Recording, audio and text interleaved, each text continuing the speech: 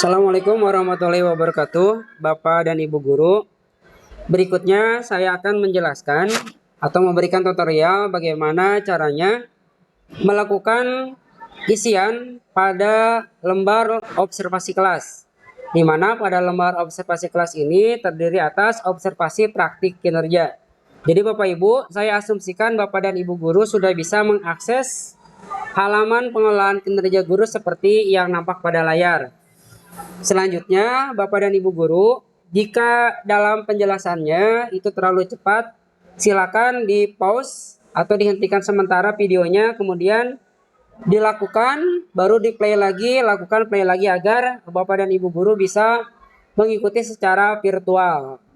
Berikutnya Bapak dan Ibu Guru, setelah Bapak dan Ibu Guru berada pada halaman ini, silakan Bapak dan Ibu Guru untuk melakukan klik link pada cek langkah observasi seperti yang saya lakukan.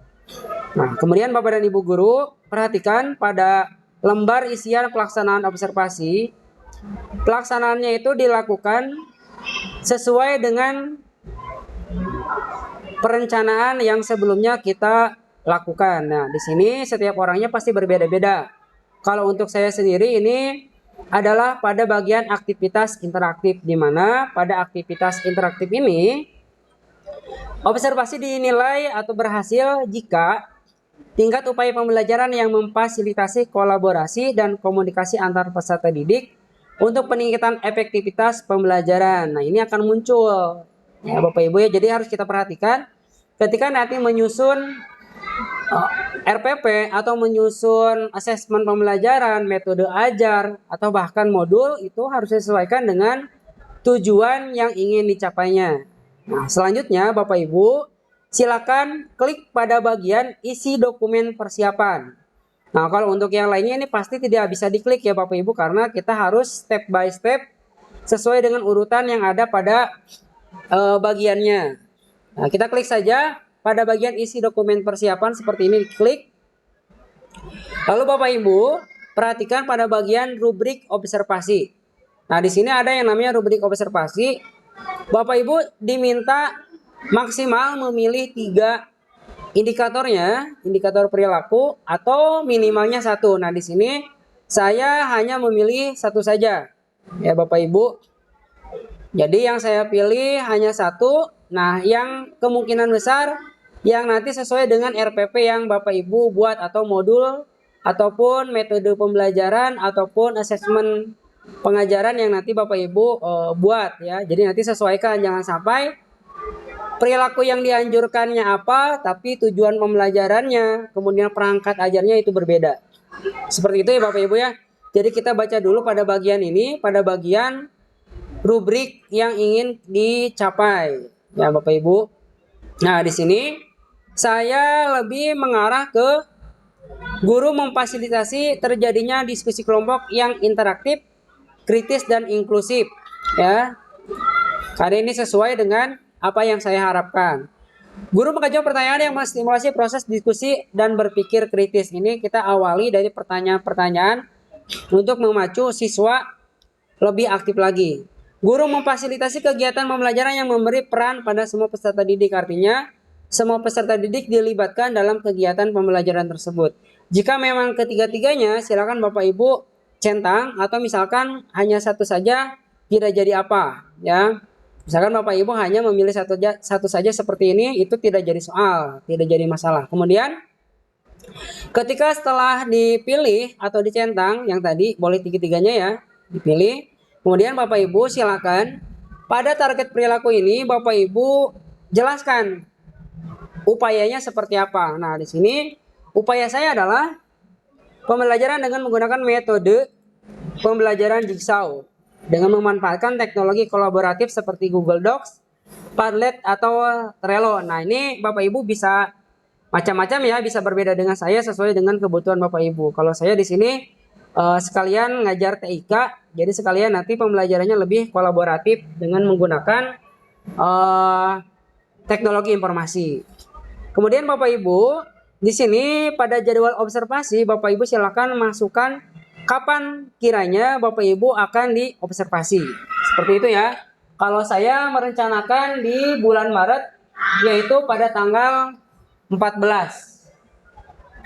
Nah, Bapak Ibu jangan sampai salah ya untuk tanggalnya itu, karena berkaitan dengan pelaksanaannya itu harus sesuai dengan jadwal yang telah Bapak Ibu masukkan ke dalam aplikasi pengolahan kinerja. Saya masukkan tanggal 14 bulan Maret tahun 2024. Kemudian untuk jenjangnya Bapak Ibu silakan dipilih SD ya SD. Kalau memang mengajar di tempat yang lain silakan pilih jenjang yang berbeda. Kemudian Bapak Ibu dipilih untuk tingkatan kelasnya. Kemudian mata pelajarannya yang dipilih silakan. Nah, untuk beberapa mata pelajaran mungkin ini akan menyesuaikan dengan pembelajaran kurikulum merdeka ya. Jadi misalkan untuk IPS, ilmu pengetahuan alam dan sosial, IPS itu tidak ada jadi digabung dengan IPAS. Dengan IPA-nya jadi IPAS gitu ya. Bapak Ibu silakan dipilih seperti ini. Kemudian, nah di sini ada catatan lainnya. Kapan misalkan ingin memberitahu kepada atasan kapan pelaksanaan observasi ini dilakukan. Kalau saya menuliskan sesuai dengan jam pembelajaran. Disesuaikan dengan jam kegiatan KBM di kelas. Nah, misalnya seperti ini. Lalu Bapak Ibu, setelah Bapak Ibu melakukan pengisian seperti halnya saya, Bapak Ibu silakan klik pada bagian unggah dokumen. Nah, untuk unggah dokumen ini Bapak Ibu perlu diperhatikan, Bapak Ibu boleh mengupload RPP, modul ajar atau perangkat asesmen tergantung dari kebutuhan Bapak Ibu. Nah, kalau di sini kebetulan materi ajar saya itu berkaitan dengan kolaboratif, jadi saya masukkan itu untuk lembar RPP-nya ya Bapak Ibu ya. Oke. Kemudian Bapak Ibu kita pilih dokumennya, unggah dokumen. Oke, kita cari dokumennya.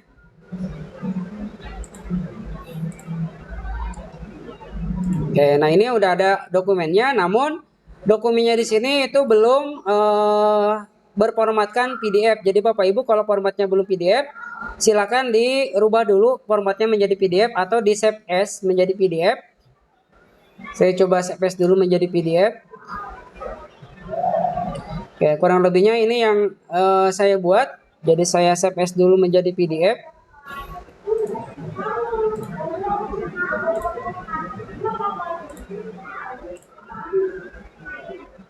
Oke, saya save as. Lalu kita kembali ke halaman portal guru yang tadi, lalu kita pilih seperti ini. Setelah itu Bapak Ibu kita lakukan pengecekan agar tidak terjadi kesalahan. Oke, di sini saya masih ada yang salah. Berarti saya harus rubah ulang. Ini ya Bapak Ibu ya pentingnya kenapa harus mengecek dulu agar dokumen yang kita masukkan itu sesuai. Oke, kita cek save ulang lagi.